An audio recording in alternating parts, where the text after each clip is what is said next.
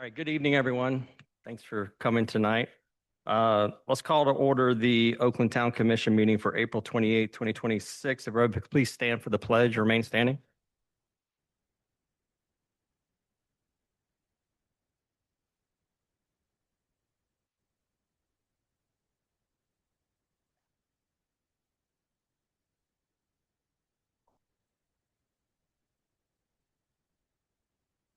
Heavenly Father, thank you for another day that you had created that we haven't seen before. Continue to guide us, protect us, and keep us. Help us to understand in the midst of everything. I was at a meeting about a week ago. Pastor said, let us focus on things that, Heavenly Father, help us to focus on things. Guide us, protect us. And if Ms. Max says, let's. Amen. All right, good evening, Kathy. Good evening. Commissioner Keller, Here. Vice Mayor Satterfield, Here. Mayor Taylor, Here. Commissioner Motley, Commissioner McMillan. Correct. Thank you very much. All right, so we're going to start out with some proclamations. We got two of them this evening, and we're gonna flip them up a little bit. If you're looking at your agenda, we're going to do the World Migratory Bird Day, then we'll move over to Teachers Appreciation Week and Day. So, Town of Oakland World Migratory Bird Day. Whereas North American bird population have declined by 25%, with over 3 billion birds lost, and migratory birds face growing threats throughout their migration routes and seasonal habits.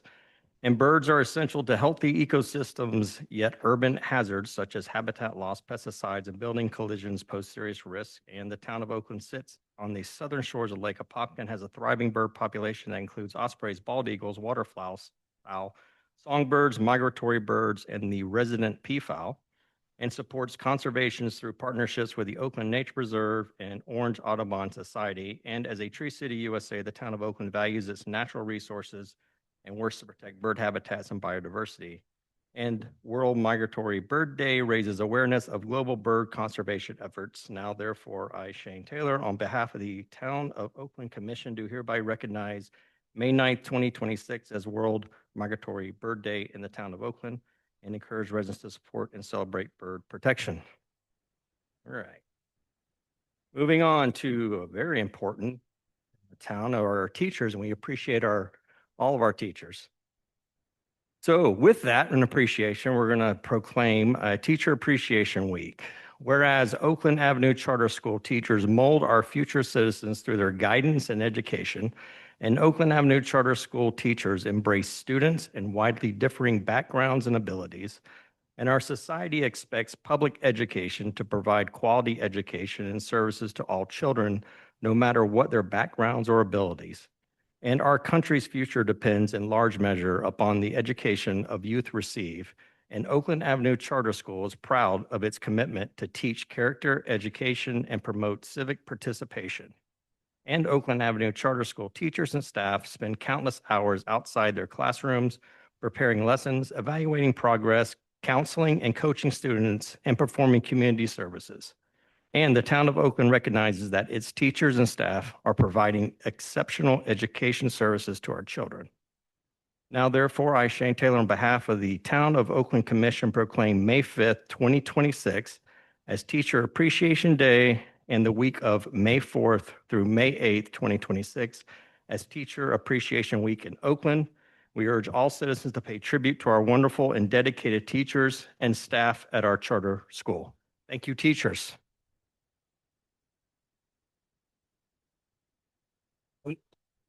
And we do have several of our teachers here tonight. If we could come up, we'll just let's do a group photo.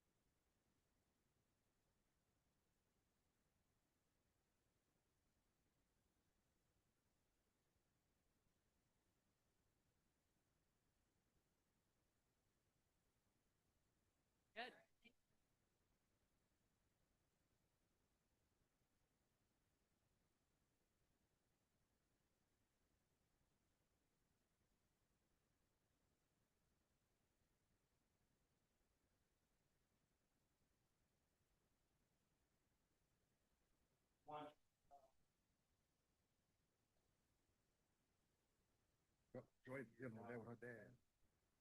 Stuck together. That.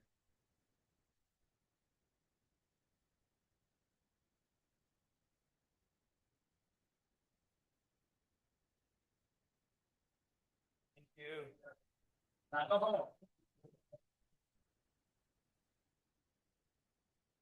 Okay.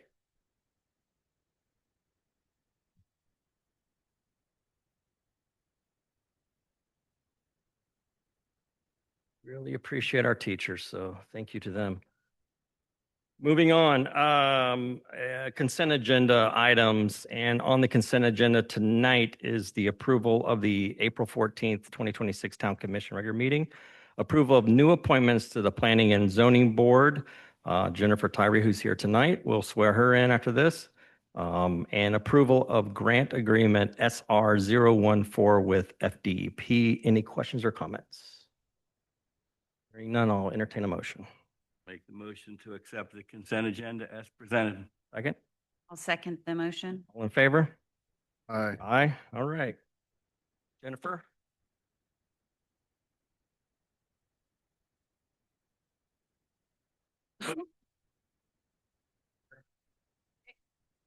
Working great. Okay, so everybody at home.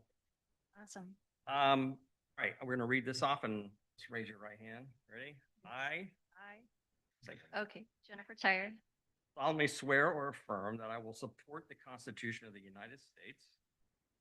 and will obey the laws of the. Oh, no, you, Repeat it. Sorry. Solemnly swear or affirm that I will support the Constitution of the United States. and I will obey the laws of the state of Florida. And I will obey the laws of the state of Florida. I will, in all respects, observe the provisions of the Charter and Code of Ordinances of the Town of Oakland, Florida, That I will, in all respects, observe the provisions of the Charter and Code of Ordinance of the Town of Oakland, Florida. and I will faithfully perform the duties as a member of the Planning and Zoning Board of the Town of Oakland.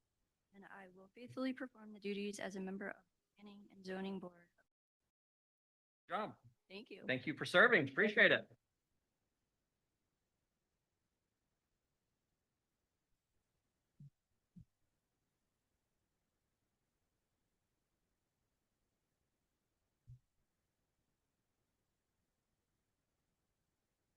I know we already approved it, but I just did want to say that I didn't want it to get crossed over so quickly that in the consent agenda was the approval of a $2 million grant Mhm. for our sewer project. And I just want to, Mike's not here, but thank Mike for, because as he put in his, submittal, that earlier this year that it was something that came along very fast. So obviously, as a small town, we appreciate every opportunity that we can to get those grants. And I didn't want this to just go over so quickly, but thanks to Mike Parker as always, and look forward to using that money soon. Yes, absolutely. I second that. Thank you. Thank you. Okay, moving on to item 5 on our agenda, other policy matters. And we are talking tonight about the Turnpike Commerce Park, and this is a design review. And Taylor, how are you tonight? Good, thank you. The mouse.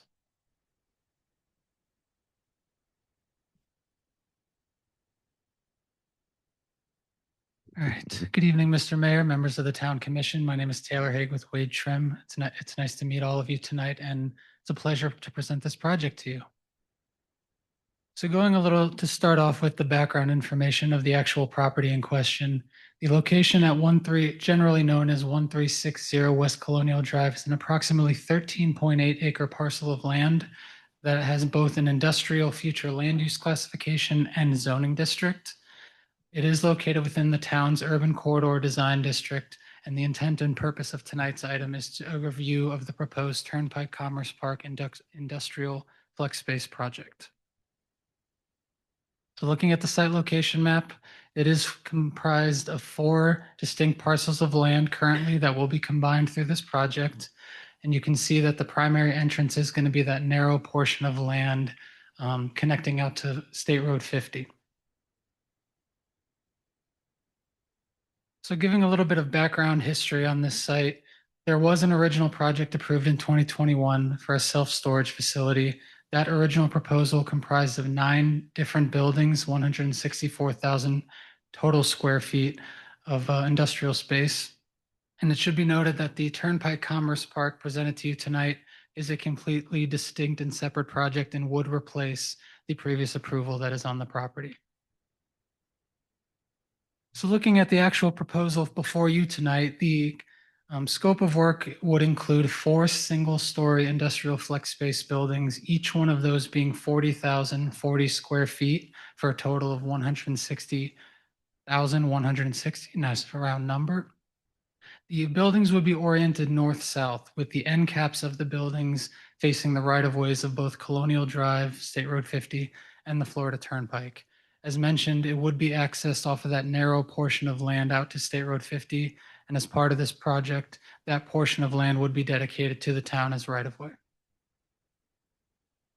So here's a visual of the proposal. You see the 4 buildings. And here's a general layout. This would be mirrored across the 4 buildings. The applicant will go more into the actual filling and potential of these spaces, but you can see the general layout of the bays and entrances of the flex space. So how this all started was the scope or the ability of the Appearance Review Board to make recommendations on dimensional variances of the town's design districts, special exceptions, or variances. The intent of the original review of the Appearance Review Board is to ensure that any proposal does conform to the design district standards and fulfills the intent and purpose as outlined in the town's land development code. The applicant did provide a list of variances that were both reviewed by the ARB on March 3rd of this year and the Planning and Zoning Board last Tuesday, the 21st. So going through the variants, I'll run through these quickly. The applicant will go expound upon these a little further. The first variance was on the landscape buffering. Per the standards of the town, ordinarily a project such as this up against a single family or low density residential project would be required to not only install a landscape buffer, but also a 6-foot wall along that extent that is adjacent to the residential property. As part of this, they did request to forego the installation of the landscape buffer wall. Going into the parking requirements, per the standards of the code, ordinarily a project of this size, excuse me, would require over 1,600 parking spots. Given just how many parking spots that is, the applicant group did submit instead to utilize the ITE standard for this type of land use, which does factor in a number of studies based on the expected volume of patrons at this type of industrial space, and came up with a smaller number of 216 spaces. In terms of the industrial floor plate or the actual footprint of the building themselves, they are requesting to go from the maximum per the code of 32,000 to 40,040 as mentioned. And as also mentioned, the orientation ordinarily requires facades and frontages to face public rights of way. The orientation is going to be inward towards each other with the end caps facing those public right of ways. So the reason why these are all in one color is that all of these standards that I've mentioned to this point, these have been reviewed and have been approved as presented by both the Appearance Review Board and subsequently the Planning and Zoning Board. But the one that still is highlighted in red is the code's requirement of 30% building fenestration or percentage of openings, windows, doors along a facade of a building, which is 30% minimum for industrial buildings per the code. So expounding upon that a little bit more, the original, when this project first went before the Appearance Review Board, the request from the board to the applicant was to increase the visibility or increase the fenestration on those portions of the buildings that are visible from the public rights of way. The applicant group made some adjustments to their plan, brought it back before the Planning and Zoning Board, and through their feedback, gave a more defined request as to what they're looking for before they applied or gave their approval.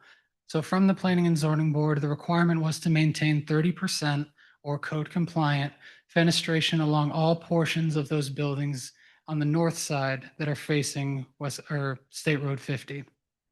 Whereas on the south side, when factoring in the wall, any landscaping that's on that side of the property, The request was to implement windows along the top portions of those buildings so that even if you're a little bit farther away, you're still able to see, rather than blank expanses of walls, you still see those windows, that fenestration along the tops of those buildings. So going into a little bit more detail, these are the actual revised elevations that I believe were provided to you in hard copy. So these don't give as much, but we'll get to the renderings in a second. You can see generally these southern elevations with those windows along the top portions, whereas the north facing presents a more, I guess the word is appealing frontage in terms of windows and doorways. It's mirrored on the other half of the property, but, oh, I think I hit the wrong button. Risk of doing something wrong.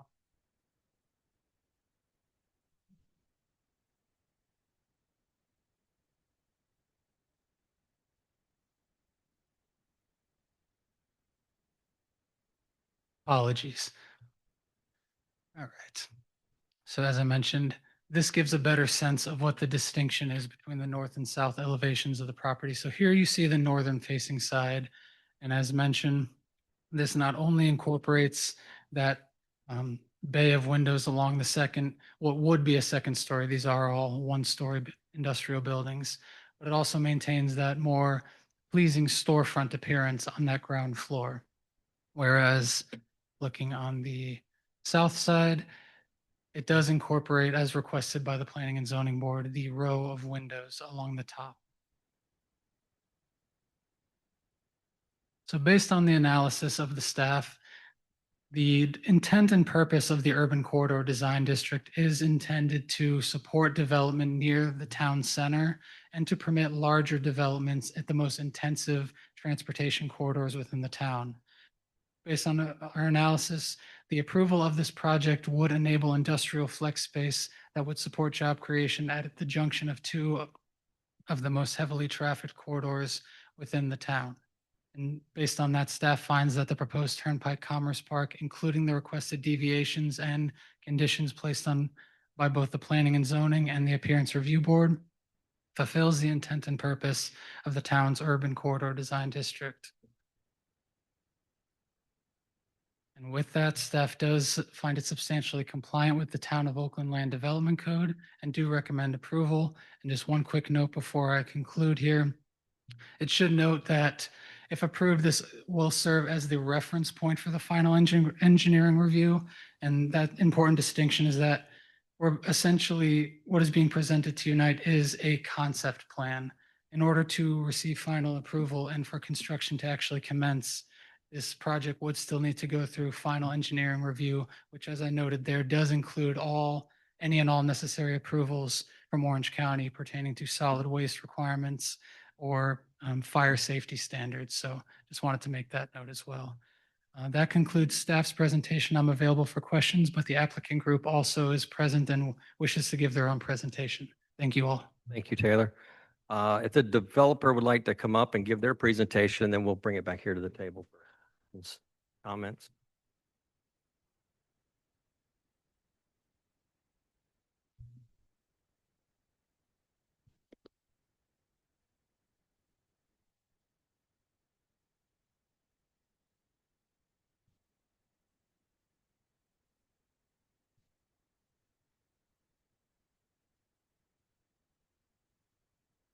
All right. Evening, everybody. My name is Drew Thigpen with Greenberg Gibbons Properties. Excited to talk to you all tonight about our proposed Turnpike Commerce Center project. A little bit about Greenberg Gibbons Properties. We were born out of a pair of college roommates who decided to trade in their orange t-shirts for a pair of navy blazers. We quickly sought out two proverbial gray hairs, and voila, a company is born. Our company focuses exclusively on the ground-up development of shallow bay light industrial space. I'll get into that a little bit more. Since our inception in 2021, we have delivered 8 projects throughout the Carolinas. This would be our first project in the greater Central Florida area. We have 2 other projects that we're working on that we have under contract, but we're excited about the opportunity to be here in Oakland. Think that this type of product is something that would really fit well here and serve to fill a bit of a void here currently. So a couple of project highlights, what this would mean for the town. We're proposing investing $34 million in total budget to deliver this project. We estimate based off of the types of tenants and the rents that we would achieve that would generate somewhere in the neighborhood of $800,000 annually in new tax revenue. An important point that we're trying to hammer home lately that we've realized is important to folks is that we're committed to building this project in a single phase. I think we've all had that experience of an exciting project being announced, only for the reality to be that for 5-10 years, you've got orange construction fencing, you've got loose dirt going in and out on dump trucks. That is not what the reality will be with this project. We have analyzed the inherent demand at this location and are very confident in the ability for this 160,000 square feet to be absorbed in a single phase. We also don't have the financing risk that some projects have. We've already secured all of the equity and the debt necessary for this project's entire budget. And then the last item to highlight is that this is a product type that is a heavy job creator, and I'll explain that further on the next slide. So what is Shallow Bay? This is a picture from one of our projects in the Carolinas. It gives you a feel for aesthetically what the buildings will look like, in addition to some of the renderings that Taylor showed. But I think it's also helpful to explain how our tenants use this space and what the tenants are. A good example, our very first tenant that we signed in Charlotte is a window supply and install company. And so what they need, what most of our tenants need, is they need a combination of office and warehouse, because they're going to have their clients show up to this space. And so from the front, it needs to be heavily landscaped. It needs to have brick. It needs to have those large storefront windows so that it's appealing, so that people feel comfortable coming to it.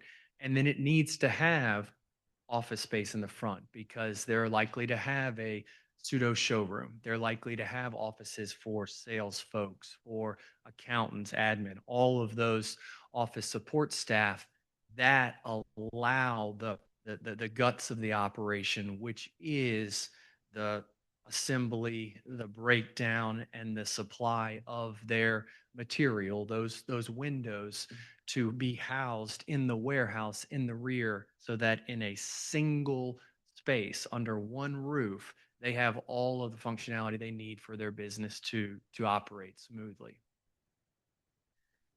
This next slide speaks to a common question that we get asked that we struggle to answer specifically, and it is, who are you going to lease to?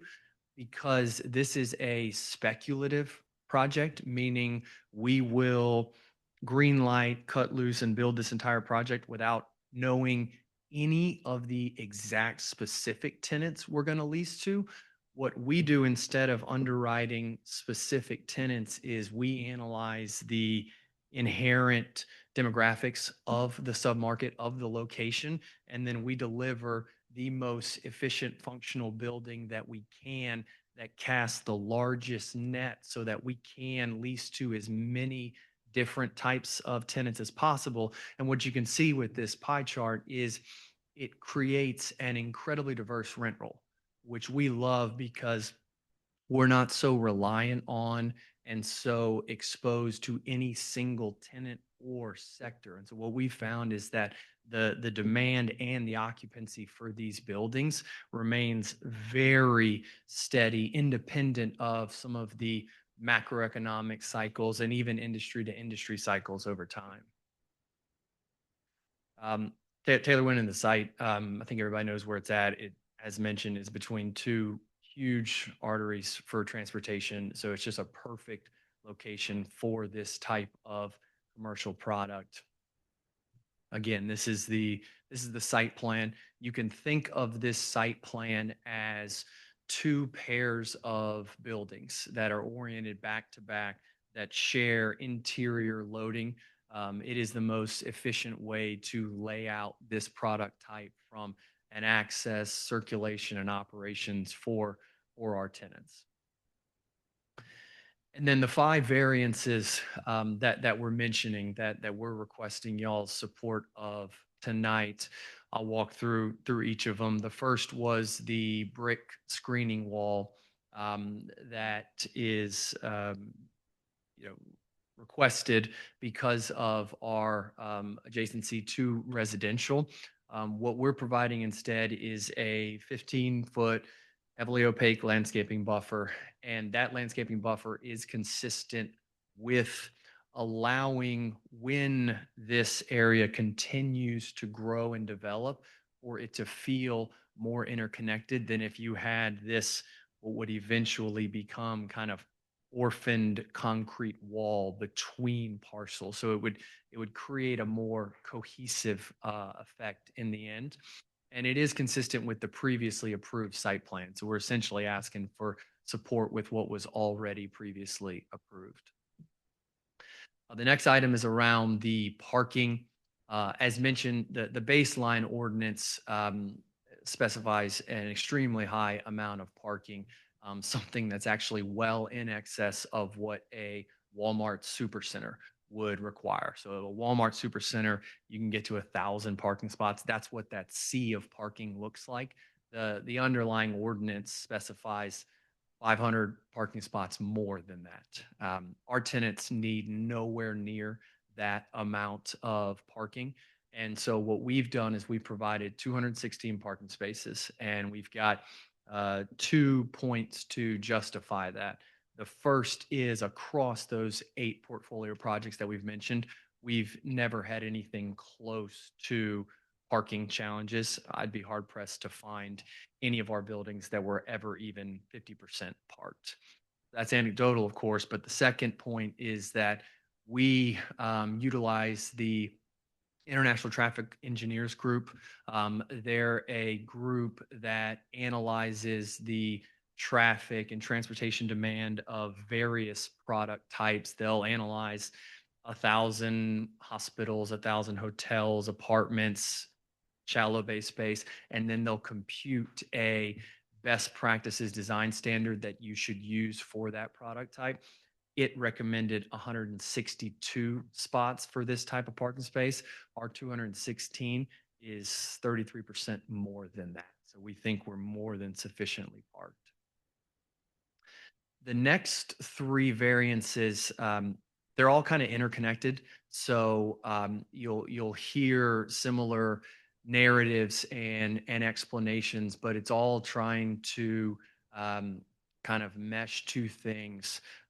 We're very aware of the town's emphasis and focus on projects, aesthetics, their massings, and how they're perceived, while also trying to fit what we know our tenants in this site plan requires from an efficiency and a circulation standpoint. That's what we're trying to marry together.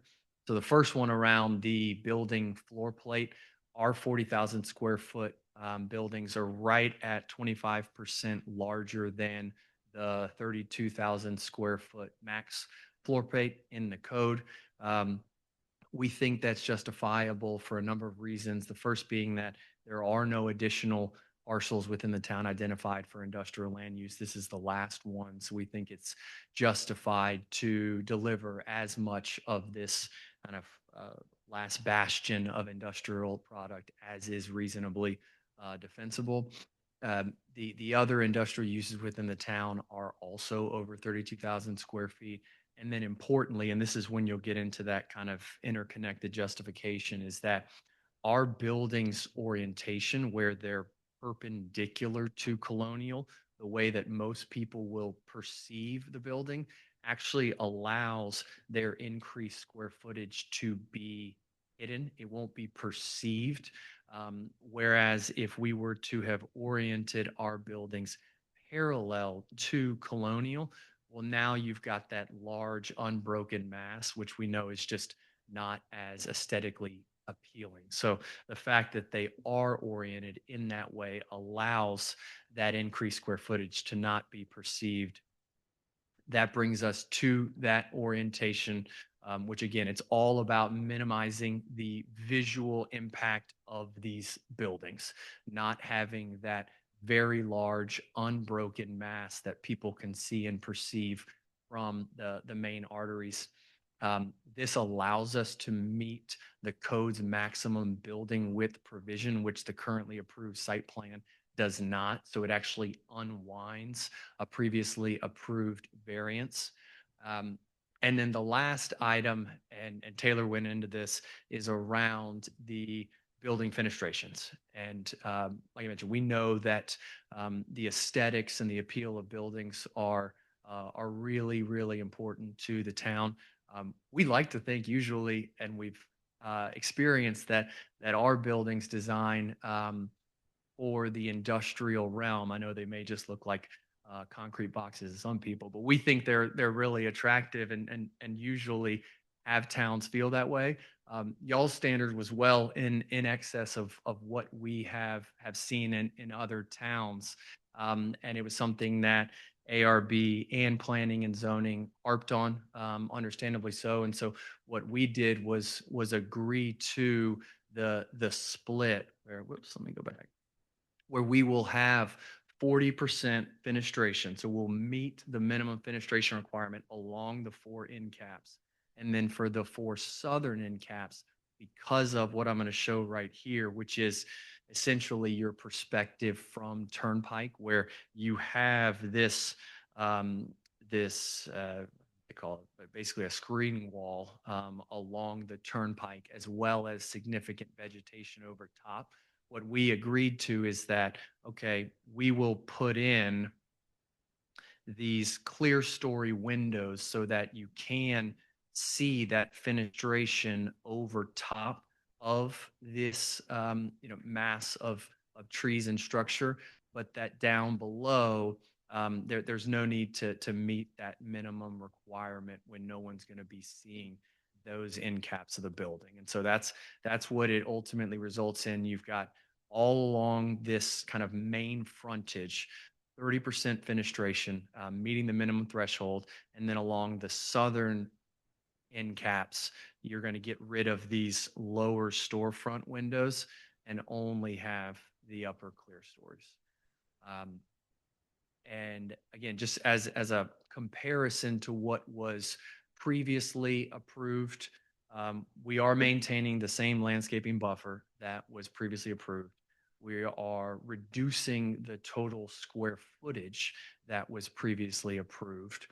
We are greatly reducing the visual impact, the scale, and the massing, allowing us to get under that 160-foot wide maximum building width to our 130 from the previously approved 240-foot wide.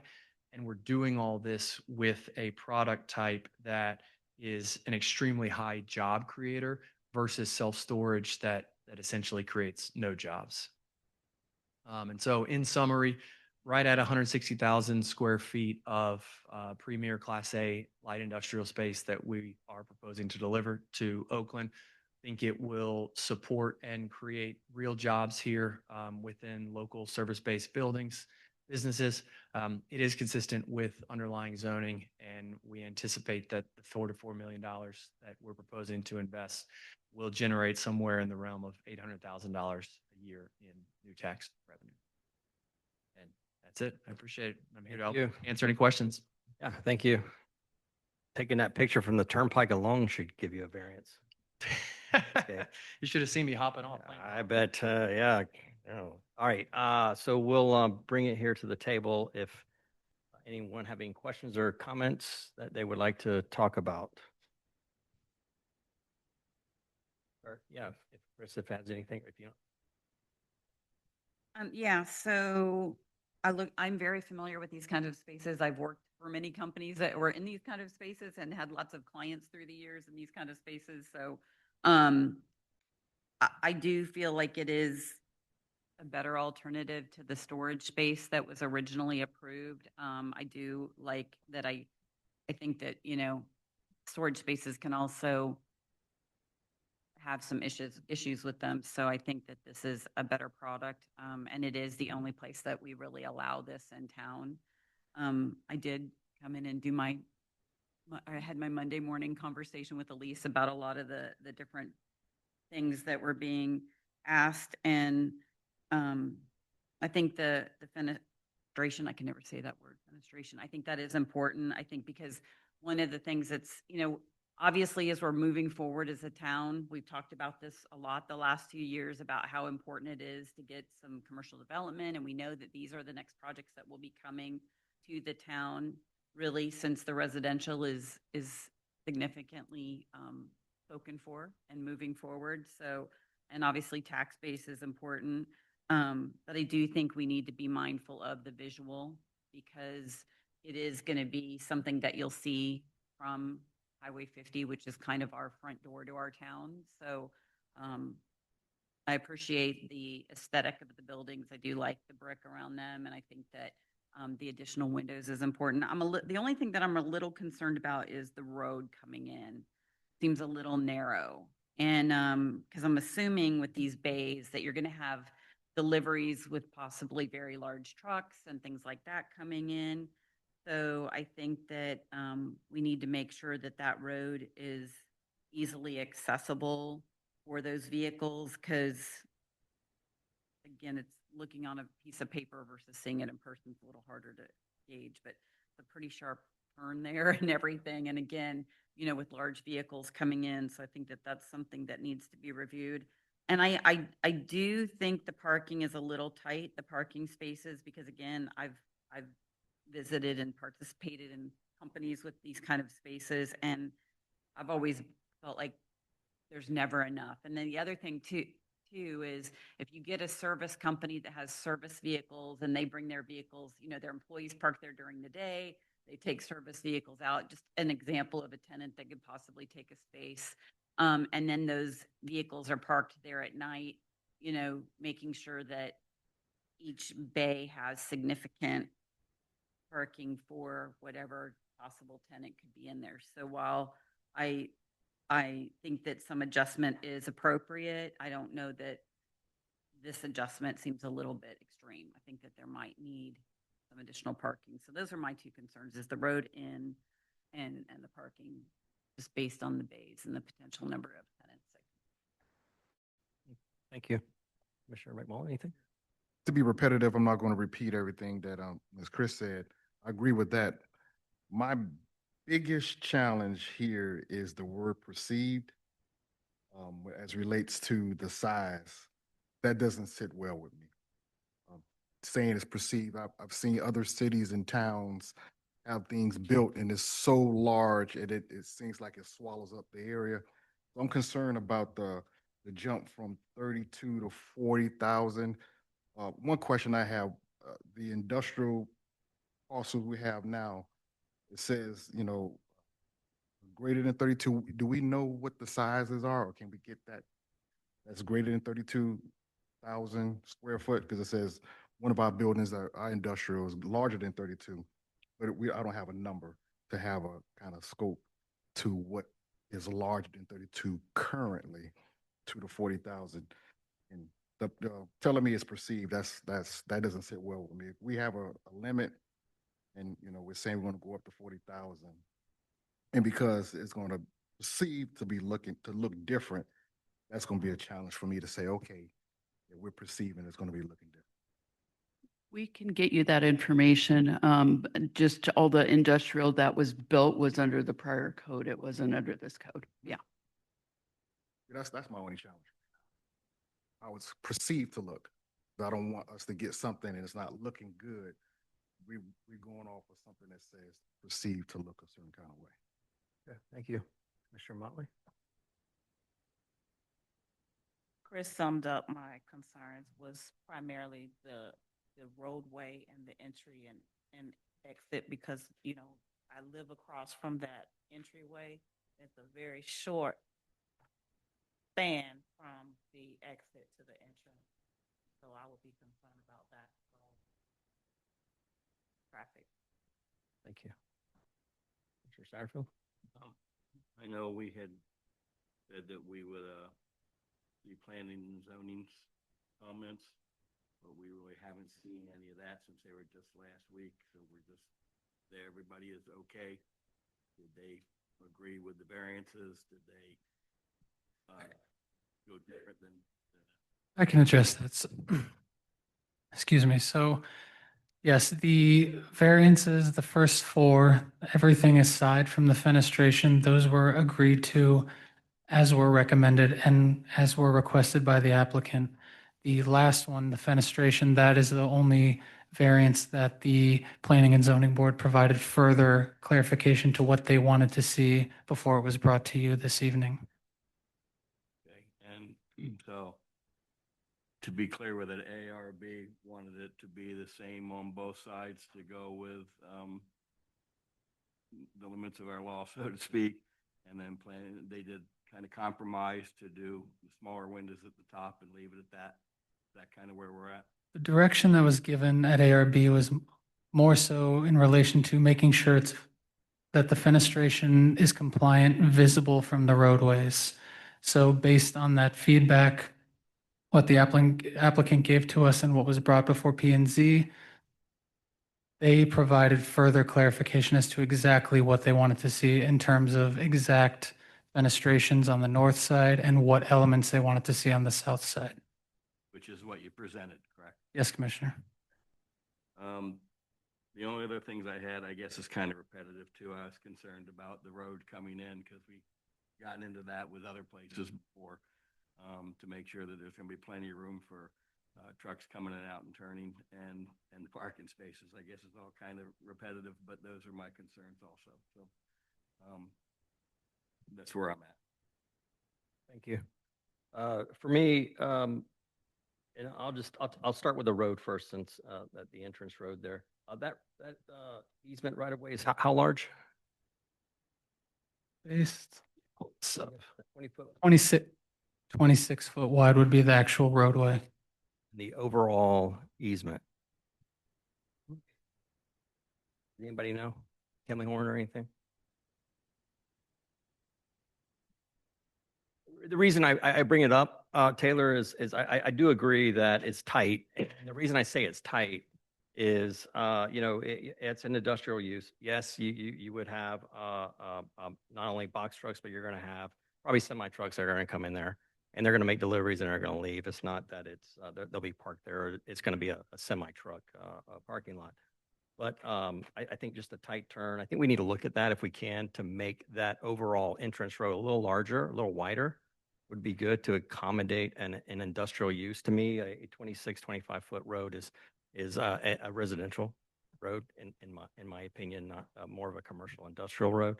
The other comment I had, I know that they said that I believe it was commented that that road will be dedicated to the town. That road coming in dedicated to the town, correct? Yes, Mr. Mayor. Up to the intersection, or is there also a dedication of the road running east and west? Because in our overall layout for these particular parcels that run from the Turnpike entrance back to the east, tying into the 4th Street project, we wanted an interior road that runs. And I believe on some of these, we were taking ownership of those roads. So my question would be, is that particular road in front of there going to come ownership of the town, or does that stay private with the owner of the building up to the intersection of that road? So we need to. For the purpose of this project, the extent of the right-of-way dedication would only be that north-south entryway, would not be the east to west access road spanning the buildings. Essentially up to where that dashed right-of-way line is the extent of the dedication of the easement. Essentially, yeah. Okay. So that, I think that addresses the road well. Hey, Shane, you made me think of something. So the other concern is, because there will probably be semi trucks coming in here, is, if they're coming eastbound on 50, turning in there, I know Colonial Drive is Florida, it's a state road, right? So it's not ours, but, turning in there and then turning out. The other thing is for them to for these semi trucks that may be making deliveries to this, they're gonna have to make a U-turn and like getting into our neighborhood, actually. Yumiko and I live in the same, we all, as residents of that neighborhood have to make that U-turn on 50 to come back. But, that can be very scary if we get a lot of traffic there. I don't know how that's addressed with the state, with Florida for the highway. Yeah. So let's, just out of, just to position this a little bit, when you look at that entrance that's coming in there, your neighborhood is a little further to the west. So that entrance is right in front of the, looks to be right in front of the Right across. veterinarian and stuff like that. So it's a little further down. So if a truck had to come out and go eastbound and they wanted to go back to the turnpike, they'd have to go down to the light at Tubb and 50 and then loop back around. So that's coming in. And if they had to come in, they're going to turn in that turn lane heading westbound and turning into the to the dedicated road, because that's DOT pond in front as well.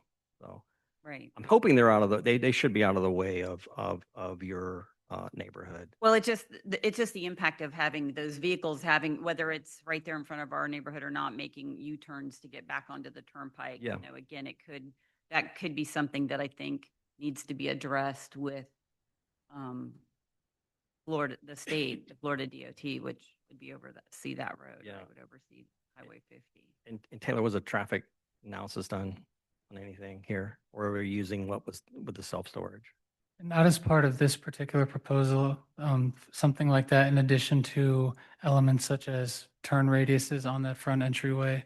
Those were things that would be required and could be would be evaluated on a final engineering review. Perfect. Okay. So that answers my intersection question. And for the developer, it looks like each building has 8 bays or 8 potential tenants in each unit. In your model that you've seen in the past, so there's a potential for 32 businesses that could operate out of there. And I agree with you. I think these types of buildings, these types of uses gear more to the small business, the mom and pop people. You're not going to have large commercial businesses in there. And it's great. It's great for those folks and stuff. But in your experience, what is the average square footage that somebody takes up, and how many businesses do you think would take something this up? Yeah, so our averages are, they vary somewhat across projects, but between 10 and 15,000 square feet. So I imagine you have on the small end, maybe 10 tenants, and on the big end, 15, 16 tenants. Okay. All right. So half of Exactly. what potentially could be inside a Correct. business, which I think in turn, depending on your use, traffic and all that stuff, would be there on that. And I know that it wasn't addressed, but a question of fencing the property. Is there any intent to fence the entire property, after hours gates or anything, or just wide open to whoever and whatever? Yeah, wide open. I think that fencing probably take away from some of the aesthetic appeal.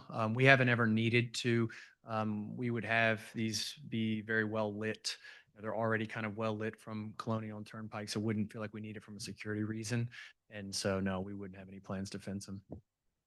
And I did see the photometric plan that showed up. It wasn't crazy. I think it's set dark skies and as well on the photometric there. So in the middle of the drive aisles, it looks like almost less than 1 foot candle inside there. So that's not a problem, and facing the 50 as well.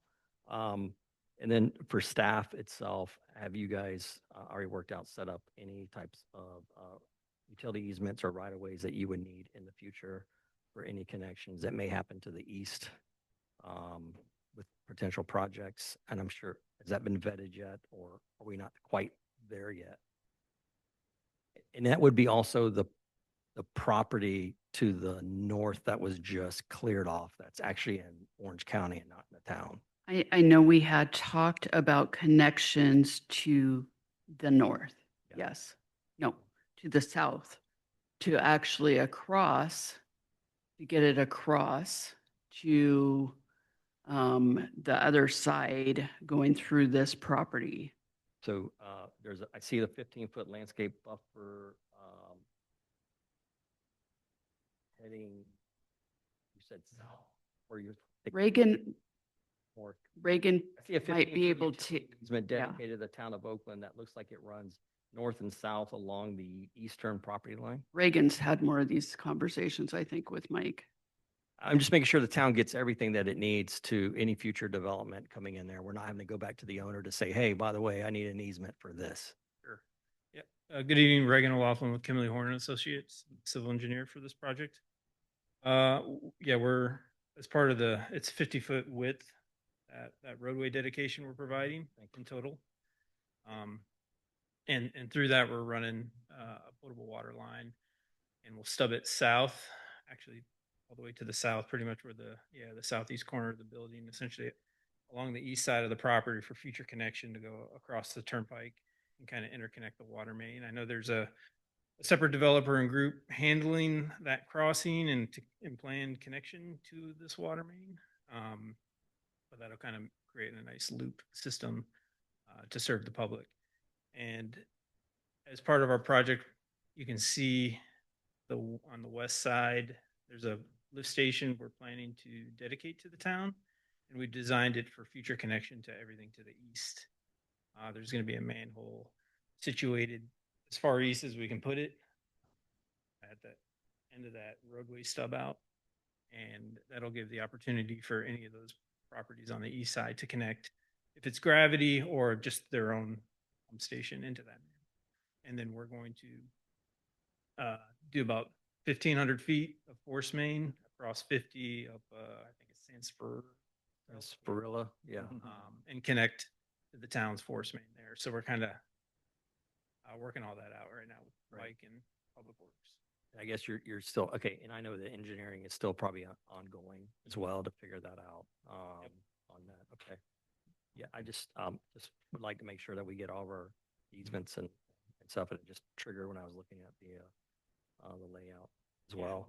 We are planning to dedicate an easement across from that lift station all the way to the right of vacation. So kind of along that entire north front road would be a utility easement as well.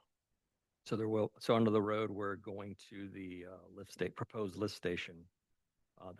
Just not only the lift station, but the actual gravity line that goes to the lift station gets dedicated to the town as well. Yes. Little in that area between the north property and the drive aisle as well. Okay. Yeah. Other than that, I think it's a very viable project. Like it. If I can just real quick, the perception comment, which I totally understand, wasn't meant to be some kind of, I don't know, hocus pocus or fancy word. The thing I'd say is it's more about, again, how we think that something is felt. And I'd use an example of this pen. If you were to look at this pen like this, looks very minimal, looks very small, versus if you were to turn it sideways, you see kind of the full breadth of it. That's all that we were trying to articulate there. That because most people will be seeing it from Colonial, you'll be seeing kind of that smaller radius, that smaller square footage. You won't feel as much the mass that is blocked.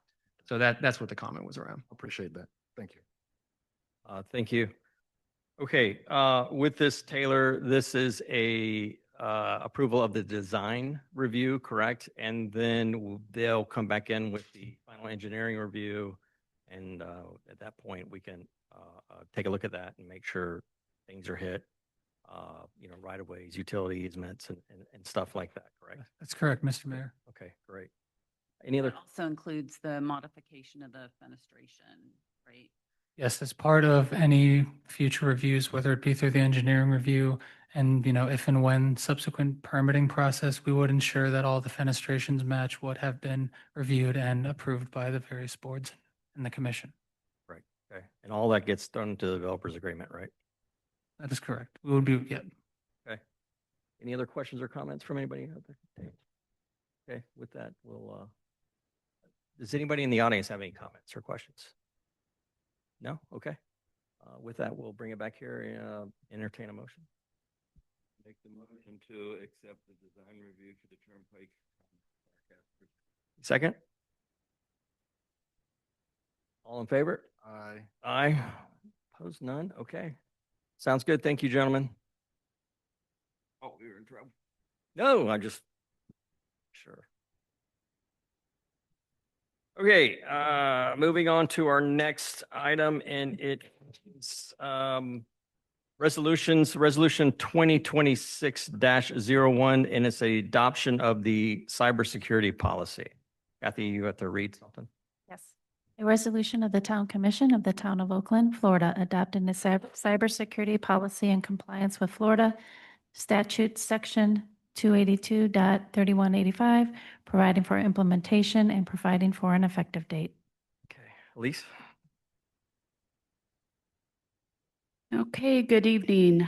This resolution is required by Florida law. And when our auditors were here a couple weeks ago, they asked if we had one. I thought we might, but we didn't. So now we do. So we're just asking, Garrett's reviewed this. So we're in compliance with everything. It also covers the school. So when they're asked for it during their audit, they will be covered as well. So it's to put in the cybersecurity policy. It has a procedure and it has the report form that's required as well attached to that. So we're just asking for approval of resolution 2026-01. Okay, thank you. Any questions or comments from anyone? No, hearing none. Okay, we'll entertain a motion then on that one. We need to open to the public. I'll make a motion to approve the resolution 2026-01 adoption of the cybersecurity policy. Second? All in favor? Aye. Aye. Okay. All right, moving on to ordinance. This is our first ordinance of the year, 2020-01. And this is the first reading of ordinance for a telecommunications tower. Lisa's gonna run us through it. Big deal.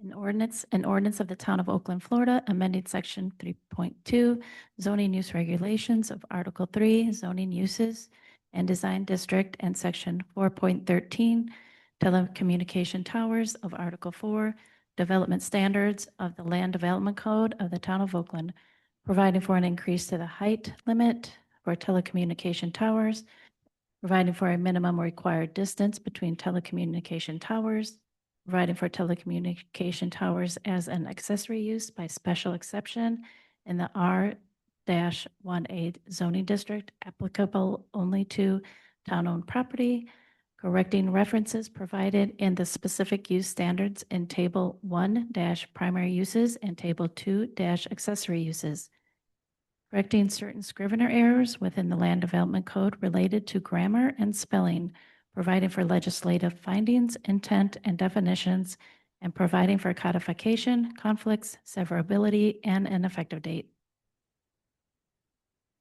That was a really long title, so good job, Kathy. So for everybody that lives in the downtown core or works in the downtown core of Oakland, you understand we have a cell tower lack of signal in this area. So, I mean, even if you are, right, Chief Eason, in town hall, you have to step outside to take calls. It's really difficult to get a signal. So basically what this ordinance does is it modernizes our current code to reflect the current technology and public safety needs of the community. It balances infrastructure expansion with neighborhood protections and visual compatibility. We'll talk more about that in a minute. It establishes controlled use of town-owned property for limited tower placement, and it supports our public safety and resilience program. So our current telecommunications regulations, so basically cell towers are restricted to industrial zones only. You can see we have 2 towers currently over by ABC Bus in the industrial area. One is active, one is not. They currently require special exception improvement under our current land development code. This code The current code limits tower height to 100 feet and requires a minimum 2-mile distance comparison. It does not dictate that you can't have towers within 2 miles. It just requires that you compare anything within that radius. The current restrictions hinder adequate wireless coverage. If we can only put cell towers in industrial areas, it's really restricting our ability in this area to get good wireless signals. And so this is just basically updating the code to meet the current needs of the community. So the new key ordinance amendments are restricted tower placement. And what that means is basically we have a site in mind that's behind the current public safety building. It's to the southeast corner of the school property. So there's currently a lift station there off of Catherine Ross Road. It would be immediately behind that. So again, we're really talking about that one parcel because if you limit any additional towers from being placed within 1.5 miles, you don't have any other areas in town to place them. So this is really geared towards that specific property.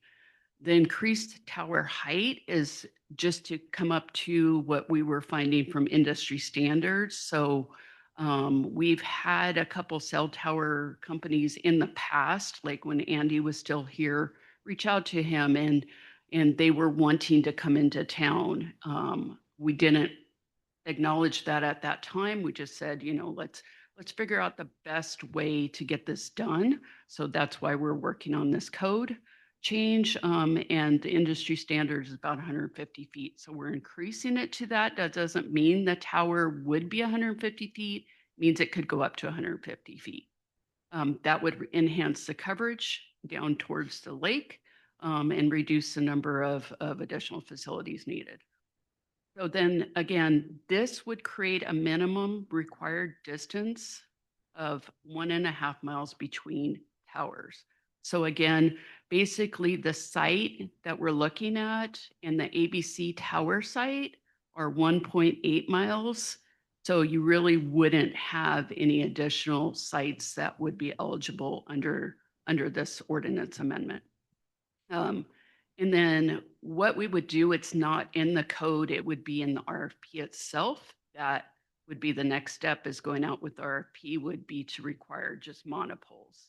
So we wouldn't be looking at towers that are disguised as trees. We wouldn't be looking at towers that are the aerial structures that have all the guy wires. We'd be looking only at monopole tower design to again, so that it would be least impactful for the community. So again, public benefits, it would enhance public safety through improved emergency response and municipal communications. So what we would require as part of this is the ability to place public safety equipment on the tower if needed to enhance our public safety signals. Centralizing tower development on town-owned property promotes efficient land use and neighborhood protections. It would have to be twice the height of the tower away from residential properties. So this, again, the site that we're looking at does meet that requirement. And then it also may generate reoccurring revenue through leases or co-location agreements. So one of the big things to understand about this process is, number one, this is the first public hearing. It's going to come back for a second public hearing. But any approvals in the future will come through the process as special exceptions.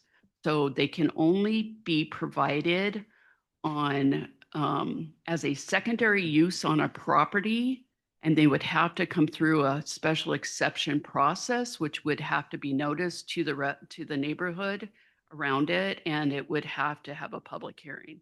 So there's kind of those separate review and approval processes in place to make it a completely transparent process.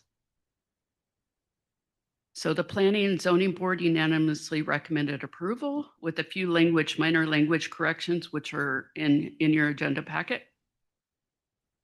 And then the next steps would be a second and final public hearing on May 12th. And staff is recommending approval of the first reading of the ordinance. So I am open to questions, and we should also open it to the public.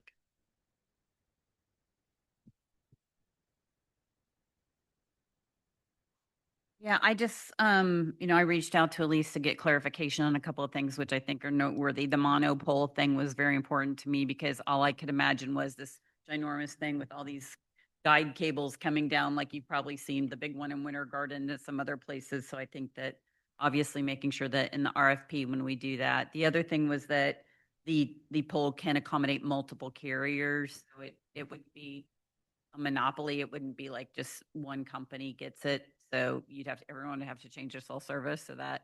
And then the third, which I think is a very good thing, is that it could also produce income for the town because all those carriers that will want to be on the pole will have to pay a lease fee for that. So that would be income that we would love to have in the town. So I think that, based on this, and again, my other thing was they couldn't pop up anywhere. And really, literally, once we pick this location and this is approved with the 1.5 mile radius, there's not really anywhere else. So it's not like we're going to end up having 10 cell phone towers in the town of Oakland. Those were important things to have clarified. So thank you. Thank you.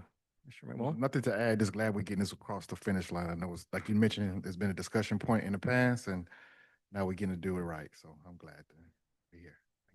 Thank you. Mr. Motley? Just a comment, I've done this before with Pepsi, and it is one heck of a revenue generator also. We won't have any trouble finding people that are going to want to come on this tower. I would put 20-year leases on people, and everyone that does something like that always paid faithfully. We never had any trouble with it. It was really a very easy, manageable, thing to come across to. So. And I'm so glad I'll be able to talk on my phone in my house. Agreed. Yeah. So yeah, that was the main purpose, was the revenue stream potential for the town, was the main intent of doing this. Second intent was, if you work from home or you're at home living on, it's funny when you look at the heat map for these, anything from 50 to the Turnpike is good because the antennas are facing in that direction. But anything from that point back to town or the lake is absolutely horrible. There is zero signal. And, for people who work from home or are making calls, I will tell you from experience myself, from 4:00 p.m. until 7 p.m., there's zero signal just because people are taking up the bandwidth, driving up down the Turnpike and 50 going home. So it's a win for me, I think, and for all of us here. So yeah. With that, anybody in the audience? So this is a public hearing, it's a public ordinance. So anyone have any comments? Thumbs up, down. So person in the back's got a big thumbs up. Okay. Watch out. Hearing nothing, we'll close the public hearing and bring it back to the table for a motion. Again, I'll make the motion to accept ordinance 2026-01 as presented. And I was very good all till now. Record. Second? I'll second. All in favor? Aye. Aye. Okay. Awesome. All right, moving on. And next on the item is a public forum, and this is where any matters that did not appear on the public or on the agenda tonight can be heard. Is there any takers in the audience? As anything you'd like to talk about? Yes, sir. Scott.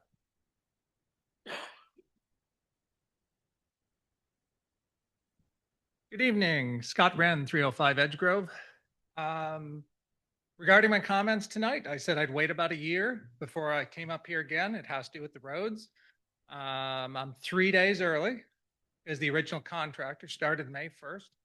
And I noticed last town meeting that one of our neighbors came in and started talking about the dust that is still present on Vic especially, and as well as Arrington.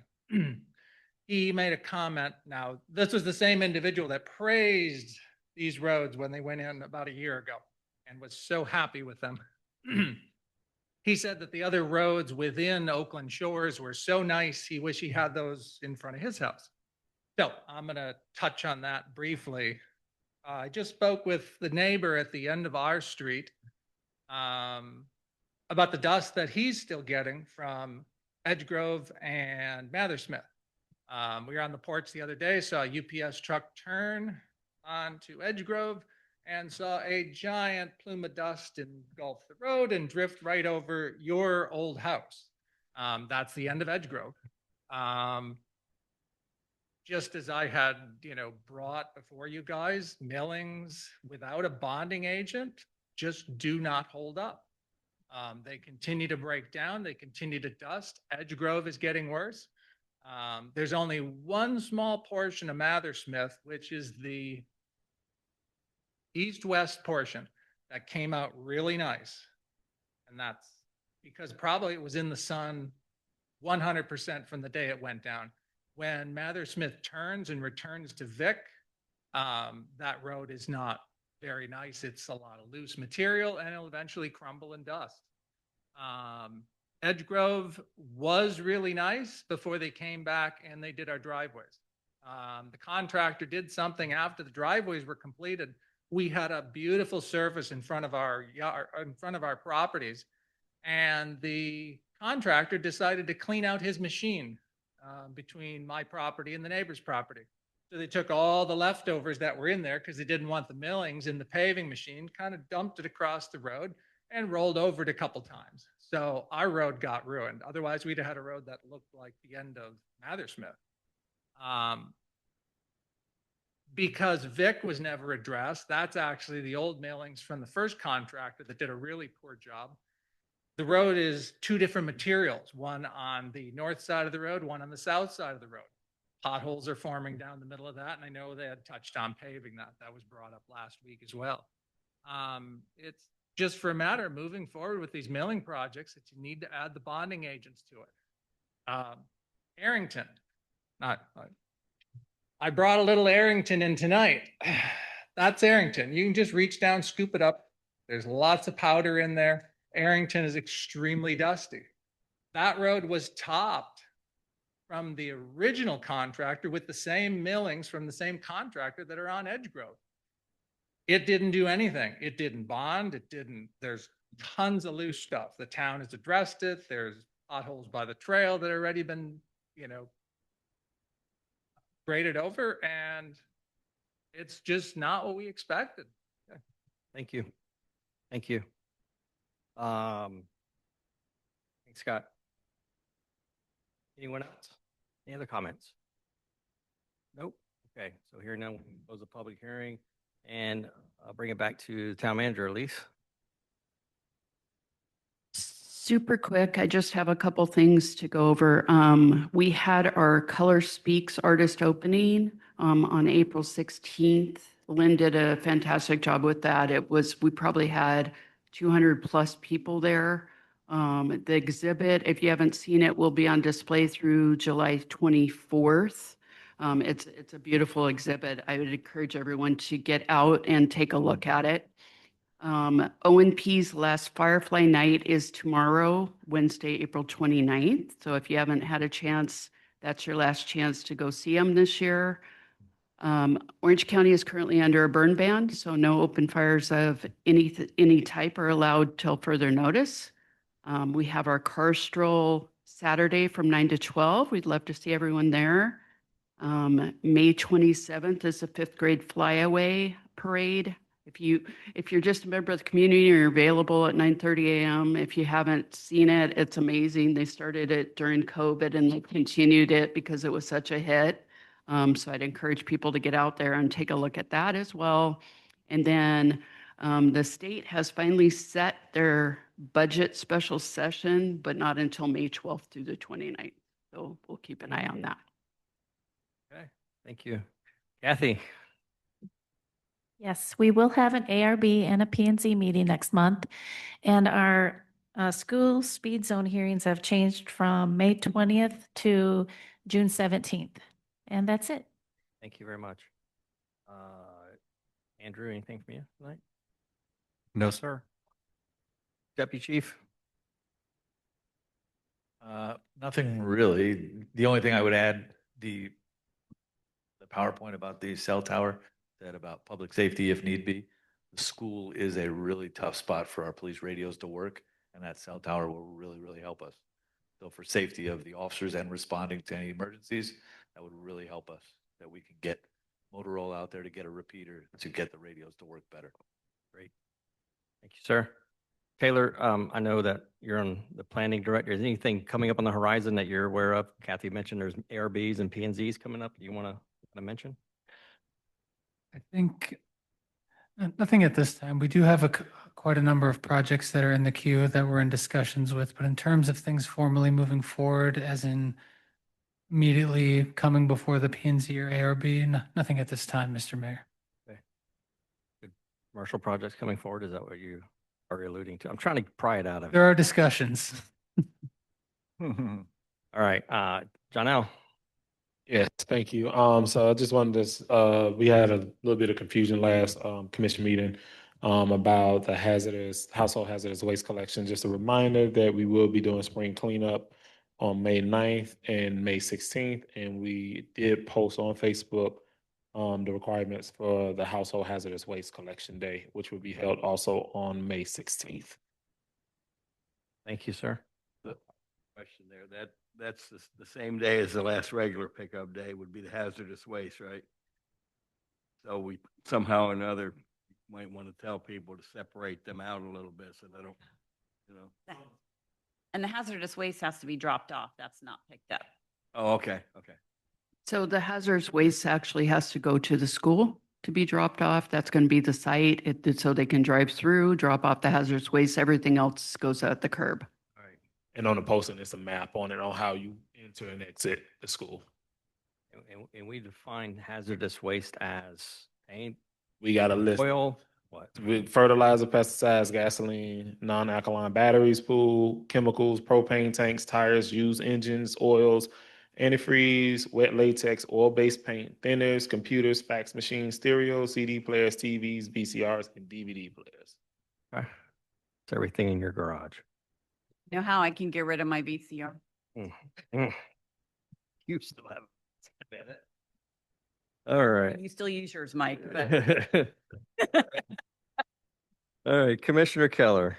Well, I'm just gonna tag on to Elise. I had the opportunity last week to go to the Firefly Night and it was wonderful. And there is one more chance. So if you haven't seen it, I encourage you to. It's just a really, unique experience that not everyone has, and we have it right here in our own backyard. So I would encourage you to do that. I'm excited for my first Metro Plan meeting next week. So I'll be attending that in Orlando on behalf of the town. So I'm excited to start that adventure. And that's all I have. Thank you. Mr. McMullen? Nothing. Mr. Molly? I just want to give kudos to Ashley for the amazing curriculum that was put together for the Bring Your Child to Work Day. Yes. It was truly a work day for the students. So I hope that they enjoyed programming and the activities that were provided to them. Yeah, that was quite fun. Kind of similar to this. Was it any different? No. Satterfield. Nope. See you at the car show. Yeah, but it was fun. It was good. I think it was the kids had a good time. I think they hopefully learned a little bit off of it and how a town operates and the roles in the town and stuff like that. And yes, we did a mock commission meeting, was pretty cool. So hopefully next year we'll have more that participate and kind of make it one of those annual things. So that was great. So other than that, that's all I got, Joseph. All right, if our hearts and minds are satisfied, let's adjourn. It is 8:19 p.m.